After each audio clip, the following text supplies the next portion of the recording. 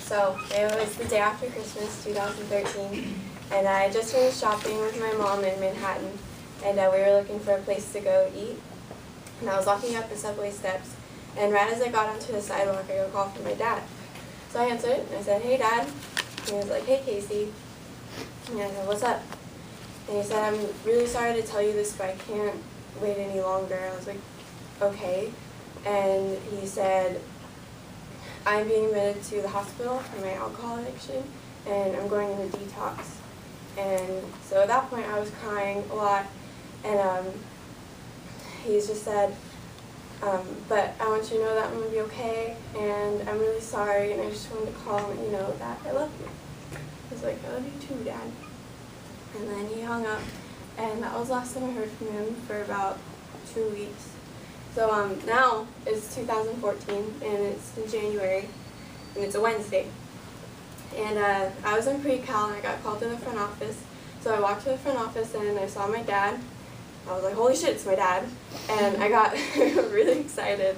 And so I ran out to him, I gave him a big hug, and he was like, "Don't I look better?" And I was like, "Yeah, Dad, you look so good."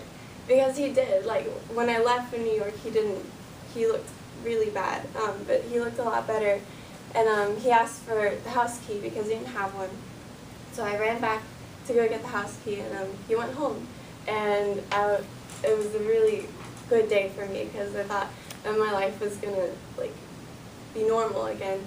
And so, yeah, that's Wednesday. So Thursday comes along, and he has a little anxiety. So he's on the phone with his doctor. He's like, I'm having anxiety, and like I'm on so-and-so medication. And I just figured it was normal because, I mean, detoxing from alcohol can't be that simple. Like, you can't, it's not like a 2-week thing and then it's over. So I didn't worry about it. So then Friday comes along, and he's really, really anxious, and he hasn't slept at all. And he's on the phone with his doctor again, and he like the same stuff, and I started to get a little worried just because, like, I didn't know, I mean, I couldn't help him. Like, I didn't know how to help him. I've never dealt with this before. So he just told me not to worry about it. So I ended up going out with my friends that night, and we got home at around 1 in the morning, and Dharma and Megan ended up spending the night with me. And so I went to give my dad's car keys back to him, and I walked into his room, and he was asleep, and my mom and my little brother Henry were wrapped up in his arm, and it gave me a lot of comfort. And so I just put his keys on his nightstand, and I went upstairs and I went to sleep. So it's Saturday morning now, and it's about 9 in the morning, and I woke up, and I heard Noah making breakfast downstairs, and I heard my dad, and he was talking.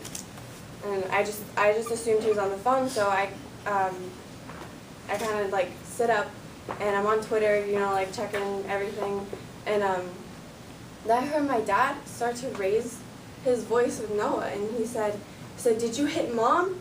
And he just repeated that 2 or 3 times, and Noah was just like, "No, what are you talking about?" And it was the strangest thing because my mom had taken Henry to gymnastics class that morning, so she wasn't even home. And then I heard Noah ask, "Are you okay?" And then my dad was like, "Yeah, I'm okay. I just want to make sure you're okay. Are you okay?" And so I sat up because I knew something wasn't right. And I heard my dad walk to the front door, and he opened it, and Noah was like, "Where are you going?" And he said, the house is being foreclosed, so we have 24 hours to move out. And so I jumped up, and I remember running downstairs, and I was a couple of steps up, and I saw my dad, and he was talking to an empty cigarette carton, like he was talking into it, like there was somebody on the other line. And I just remember I was like, "Dad, where are you going?" And he was like, "Casey, can you find our keys? I can't find them. We need to leave." And I was like, "No, Dad, you're not going anywhere." And he was like, "You know what, never mind, it's okay, just follow me, everything's going to be fine." And so he ran out of the house, and me and Noah followed him outside, but I didn't run down the street with him. Like, he was running down the street, and he was like, "Come on, Casey, it's gonna be okay, just follow me." And so Noah followed him, and I ran back inside, and I called the police, and he came back to the house, and he was trying to get in the car. So he went into the garage, and he found a hammer, and he broke the driver's side window with it. And then he went back into the garage, and he found a baseball bat, and he broke the passenger side window with that. And then he crawled into the car, and he was trying to turn it on, but he didn't have a key, so I don't know what he was trying to do. And the police finally got there, and they took him away, and there was blood all over the sidewalk because there was like all in his arms and his legs, the glass. And I remember I walked through the kitchen, and there were just like bottles of pills everywhere, and like some of them were completely empty.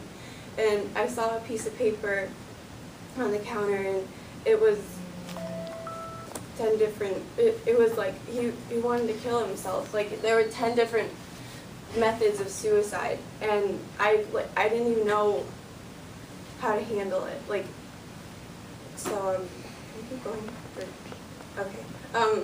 So he was in the hospital, and he ended up staying with his parents for about a month, and he moved in over spring break. He moved back in over spring break, and he pulled me out into the backyard one day, and he told me what he saw during his episode, and he said that it was in the future, and it was like me, like 20 years from now, and the house was this huge mansion, and the car was a time machine.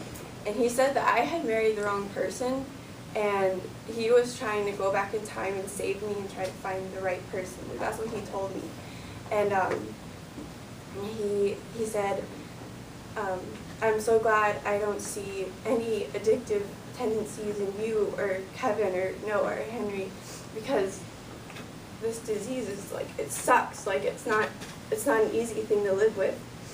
And then he told me something that really stuck out to me, and he said, "Don't just be alive, live, because like you never know what's going to happen. You have to live your life every day." And I've taken full advantage of that ever since he told me that, because your life could be gone.